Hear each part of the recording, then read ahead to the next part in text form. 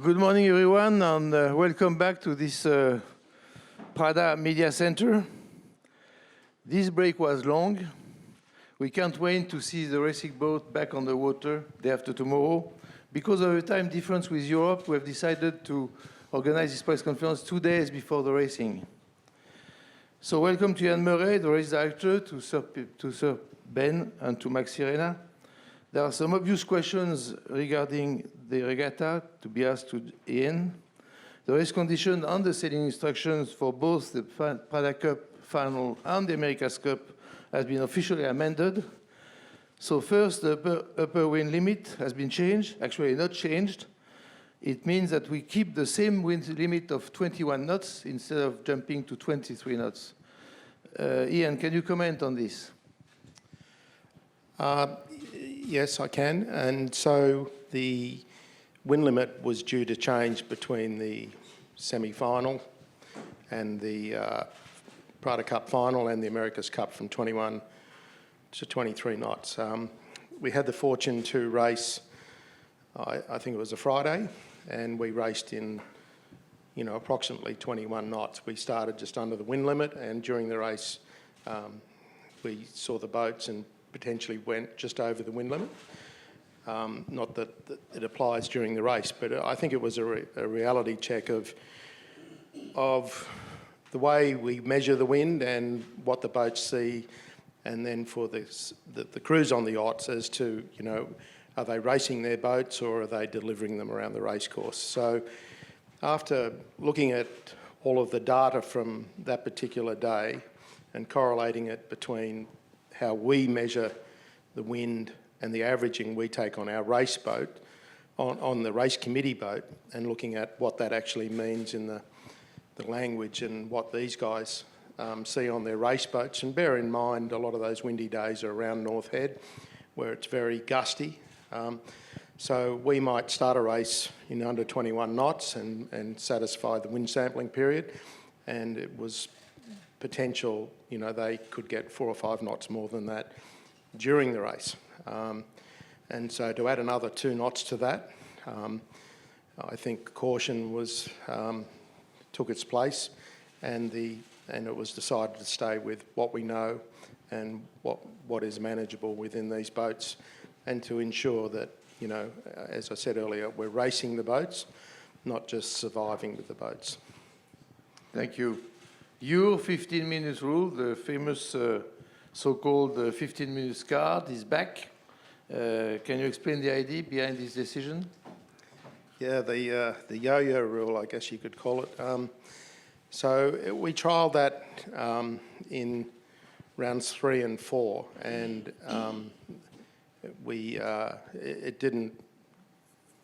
it wasn't applied to the semi-finals, but in the debrief with all the competitors and looking at what is the want to race the boats at the best of their ability, it was decided to bring it back to, just allow that one card during each of the series to help if there is a problem with the boats to rectify it and allow them to race to their full capability. So there are some limitations around it. It can only be used on that particular day. Like it can only, if it's called on that day and the race is abandoned, it only applies to that day, and it has some time limitations regarding the end of the regatta and the end of the day where it can't be used to roll over into the next day at the end of the regatta. So there is some slight modifications to it, but the purpose of it is to keep the boats racing the way we all want to see them, and to keep the racing as good as we can. One last to you, there is a tropical storm lying northeast of the country, Faraji. Do you expect this to affect the racing this weekend? Not expecting it to affect the racing this weekend. The weather conditions have been looking very light for Saturday, but appear to be improving with the prospect of light to maybe even moderate northeasterly breezes, probably out on course A. Similar situation on Sunday, but the prognosis looking forward to somewhere like Wednesday, where it's currently forecast to be quite windy and remnants of, the easterly lows and stuff that are moving from the northeast. I don't think we're going to see hurricane conditions here, but we might, the current forecast has probably got us outside the sailing conditions on Wednesday. Thank you, Ian. Sir Ben, I have one obvious question, but I'm not sure you will answer to that one. Rita remained in the shed for 6 days. Did you work on modifications, or you did only polish the hull? Yeah, we went away on holiday to Waiheke for a week and did some sunbathing. No, we worked very hard on the boat, of course, and we pushed hard to get that extra time to make the modifications. And again, our team have really stuck to the task of trying to get every ounce of performance out of the boat, as we know we have to in this game. And so it's been a tough period particularly for the shore team, turning the boat around. And then the last 10 days or so, we've been back on the water and trying to get the intensity up and make sure we're match fit for this competition. Do you care about the racing conditions, light wind, strong breeze? What conditions would you prefer? No, we have to be ready to race in any condition. Ian talked about the wind range, from his perspective, and as competitors, it will be what it will be in terms of the conditions. We have to take the Italians on and match them and in whatever the wind, and we're looking forward to it. Thank you, Sir Ben. Max, you said a lot over the few days, and some of your maneuvers close to the harbor were extremely spectacular. Your Luna Rossa is very lovely. Were you willing to impress your opponent, or is it normal practice? Well, Gilles is always in the right spot, in the right moment. Well, obviously, some of the maneuver we are expecting to be able to use on the race eventually, and of course, unfortunately, we got the chase boat of Ineos every day following us as we following them. So there is not much secret anymore. But yeah, well, obviously, you wanna try and show what you can do and see eventually if you can use that in the race. And I think, as Ben said, next race, the next few days, they're going to be pretty exciting on that respect. Any changes on Luna Rossa? Yeah, since we raced them last time, we have a new foil, we have a new modified mast, we have a new set of sails, a lot of development on the software of the system of the boat, and then a lot of improvement in the especially in the comms on board. We did a lot of mistakes when we raced against them, and we want to try to come out with one less mistake than them this time. Same question, do you care about the race conditions? What do you prefer? No, I think at the beginning of this campaign, we were a little bit off the pace in big breeze, and mainly because for some reason we didn't find many windy days at the beginning of when we launched boat 2. And basically when we finished the round robin, we start to sail and work where was needed in the big breeze, and we felt now pretty confident in the full range. I think when we raced on Friday in the semi-final was probably the windiest day we sailed, and luckily we raced that day in that breeze, so we used that day to develop our way to sail the boat, and we were really happy about the performance of the boat. So yeah, we're ready to sail in any condition. Thank you, Max. Questions from the floor? Yes, live, sail, dive.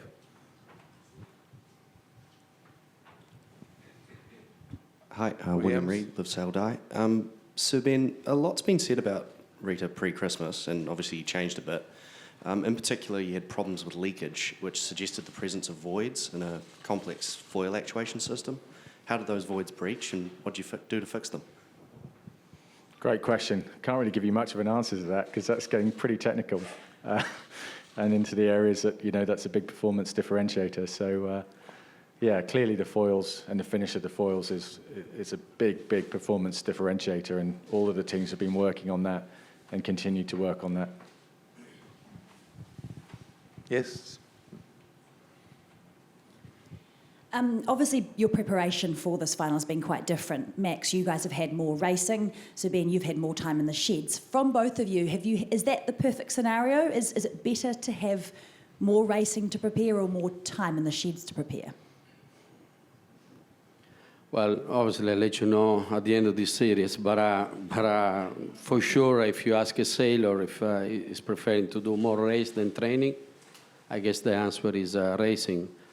To be fair, when we sailed last time with them, obviously I was pretty disappointed about the result. But at the same time, I was kind of happy by taking the risk to race in the semi-final. But I think we need to still understand and accept the fact we only race a few times with this new boat. We sail quite a lot, but we only race probably less than 10 times. And so every racing day is gold because in a racing condition you push really hard the limit of the boat, the limit of the crew, and what you can do, what you cannot do, because obviously you got the stress of winning the race, no? And which is something you cannot do in training, but I guess these guys are pretty smart, so I guess they work pretty hard, and I'm sure they're going to be strong. So Ben, any comment on that? No, we were quite committed to trying to get that spot direct through to the final because we knew we still had a lot of work to do to the boat, and we've been able to do that. The guys have worked really hard to try and improve the performance, and time will tell just how much of a step we've made forward.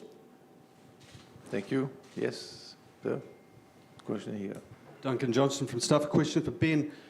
Ben, I was just wondering your thoughts on the decision not to push the wind limit out to 23 knots. We know you're comfortable in the higher breeze. Is this sort of a bit of a blow to you, or you're comfortable with what's been done here? Well, this decision was one really for the Challenger record and Defender. We were consulted. Our opinion was we didn't think it should be changed at this late date, as in we should have stuck to the 23 knot wind limit. That said, there are clearly safety elements here at play, and we were happy that it was the Challenger record and the Defender's decision. And we told them our viewpoint, but we also said we will support your decision.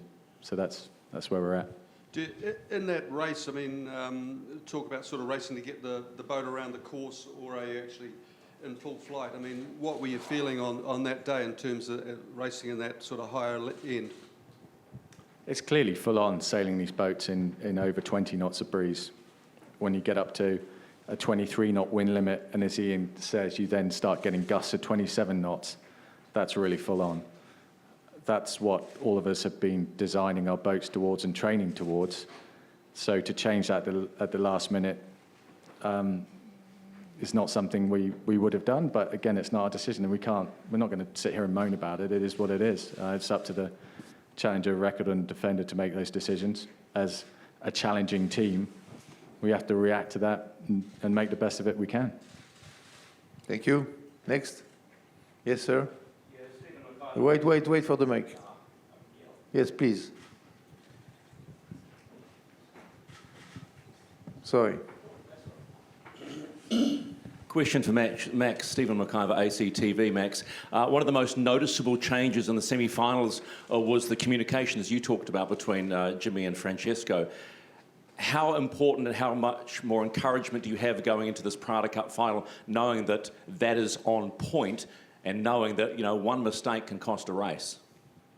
Well, I guess this is part of the game, no? We are racing the America's Cup, not the Grandfather Cup. So I guess you need to be perfect, and you need to try to do one less mistake than your opponent, or force your opponent to make mistake. We know where we did wrong in the race against them, and we know we can sail on a higher level than what we show against them.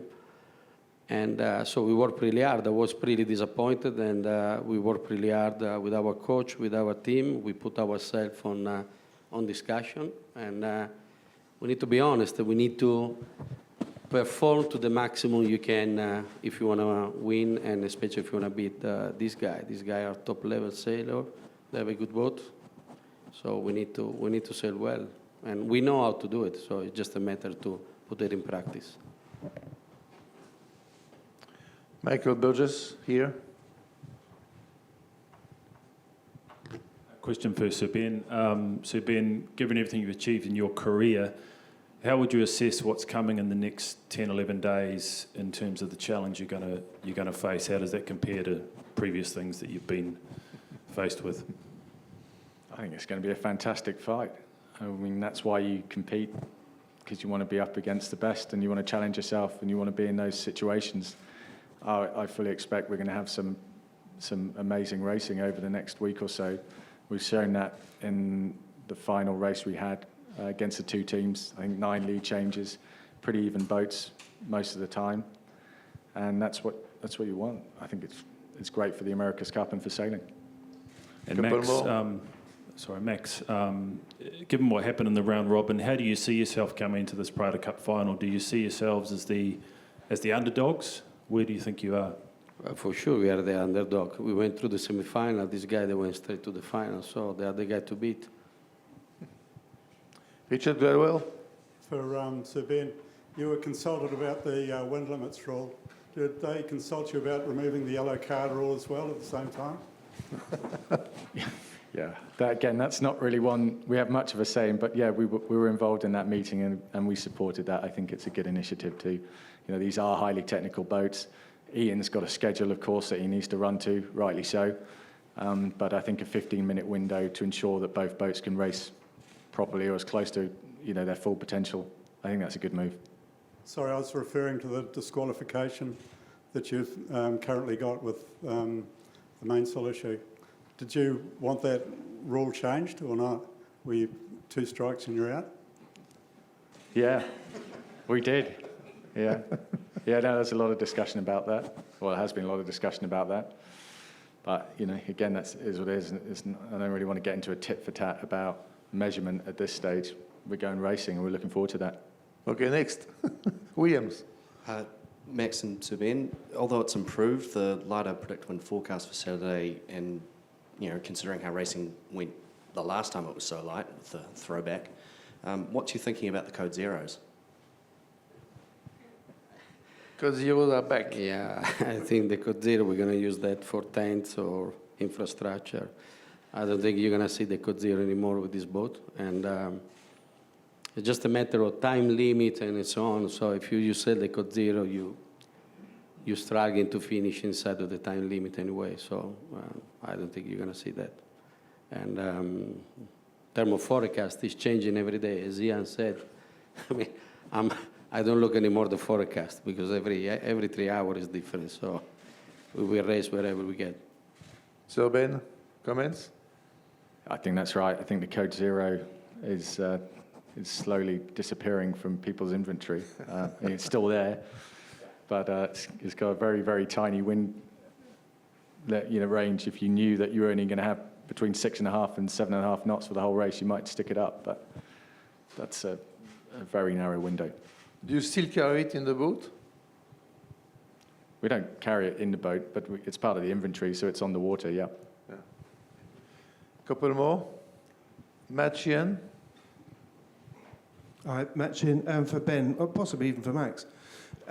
Max mentioned that your rib's been following them and their rib's been following you, and you've been watching very closely. I just wonder, both of you have been involved in many cup campaigns before. I just wonder how much you do know about each other's performance. Is this closer? Do you know more about them now than you have done before, or less? Yeah, there's a lot of intense scrutiny of the opposition as you come down to a head-to-head as we've got now in the final. Inevitably, you're going to be observing that other team that much more closely, and that's getting more and more intense as we're getting closer to the races. And it's a bit of a game. We had a bit of fun with the Italian chase boat the other day, zigzagging around the race course. And I know, our guys have been closely following their race boat as well. Part of the game. And, that's one of the fascinating things about the Cup, when there's technical sport like this, is trying to analyse your opposition, but also make the most of the equipment that you've got. And that's the challenge. Max? Well, I think Ben resumed everything perfectly. I think it's a mix of things you wanna see and discover. No, at this stage, probably components are probably something you know already what they got in their boat, at least for what you see. But mainly, you probably look at the way they sail the boat, technique, and different things which you can eventually use in your internal debrief. Yes, live, sail, die. Yeah, question to both teams. Chris Steele, live, sail, die. Obviously, the two boats are very evenly matched last time you two sailed against each other. I just wanted to get an idea. Obviously, the pre-start is going to be very important come this series. How close in your simulators are the realistic, instances that you sort of have? How accurate are they come race, tactics? Is there anything that surprised you guys that you've seen in the previous racing? Max first. Yeah, well, we are using the simulator quite a lot, especially not only for as a design tool, but also as a sailing team, as a sailor tools. And most of the drill we wanna try on the water. They've been trying in the simulator, and so far it's been pretty realistic what we are trying and testing on the simulator. The scenario you could create on the pre-start or top mark drill or during the race course. That is the reason why I was upset when we raced last time then, because we didn't execute as we should, as we practice so much in the simulator. And I think more and more the simulator is becoming an important tool of your campaign, not only for designer but also for the sailor too. But you are basically gaining time, no? You can do 50 start in a day, when you go out in the water, obviously something it will take days. So, yeah. So Ben, I think that simulator has been a fantastic tool. The difference between the simulator and reality is you haven't got 6 grinders giving you a hard time every time you make a maneuver. And so that power usage on the water, you don't have those constraints in the simulator, or you try and simulate that, but it's never quite the same. So I think it's a very useful tool, but it's never quite the same as the real thing. one last question. Yes, Richard Gladwell. A question for Max. You've had a recon boat out in the water a lot of the time. What change are you seeing Team New Zealand trialling? At the moment, I'm not really focused on Team New Zealand. We need to first beat this guy, so it's going to be the next step eventually.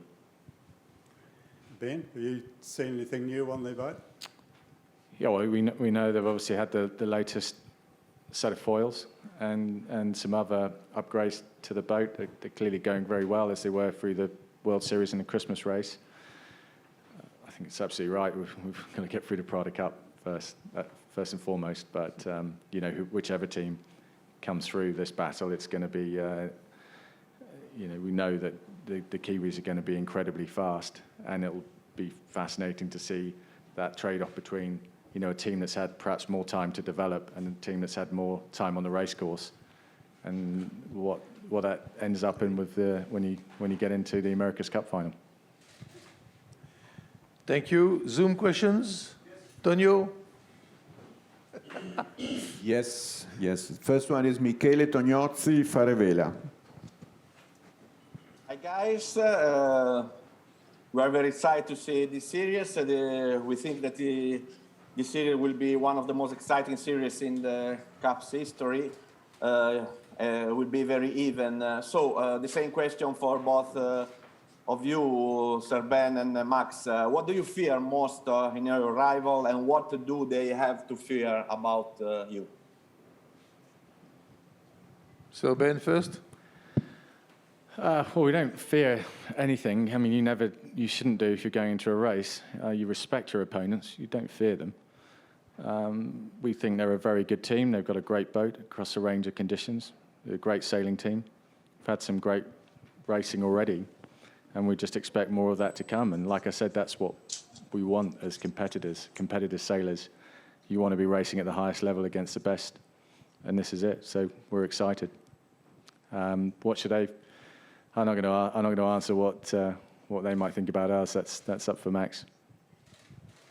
Well, for sure we know they're gonna be tough to beat, but we prepare the team and the boat to for this fight. And I think that the real enemy is ourselves. Is no actually Ineos or Ben, and we need to sail well against ourselves first, and then we'll see the result. I think both teams they're gonna be super ready. They're gonna be pretty aggressive in the pre-start. Both Ben and Jimmy and Keiko, they're pretty strong in the pre-start, so it's gonna be fun to watch from outside. Probably a little bit less from inside, but it's gonna be exciting. Thank you. We have 4 or 5 questions on Zoom. Yes, we have. Next one is Mark Reid, Bay and Delta. Hi, this question is for Max. Over the last week, what has your team's focus been? You've had the opportunity to be and to win every race you've been in with Ineos. What can you do and what can you focus on in adjusting to the different modifications you've made to your boat? Well, as I said many times, the development of this boat is an ongoing process, and it will never stop, even if we are going through eventually this final. And we plan to do a few changes to the boat. We have the new set of wing now on. We had actually a second generation of the third set of wing, and because in the last 10 days we did a lot of change after putting the third set. And we work quite a lot in the sail development. We received another set of new sail, main sail and front sails. The development in terms of software, the software they are managing the flap system and so on is an ongoing process, and same for all the software related to the system on board. So, as I said, these boats are brand new to us. We sail quite a lot, but they are new, and you can only discover and improve the boat when you really push the boat.